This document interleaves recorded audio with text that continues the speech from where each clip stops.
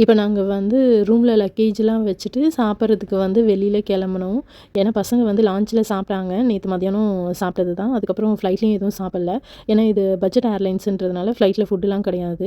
So பசங்க வந்து இங்கே இறங்கும்போதே பசிக்குதுன்னு சொல்லிட்டு இருந்தாங்க. நாங்க தான் ரூமுக்கு போயிட்டு அதுக்கப்புறமேட்டா சாப்பிட வெளியில போலாம் அப்படின்னு சொல்லியிருந்தோம்.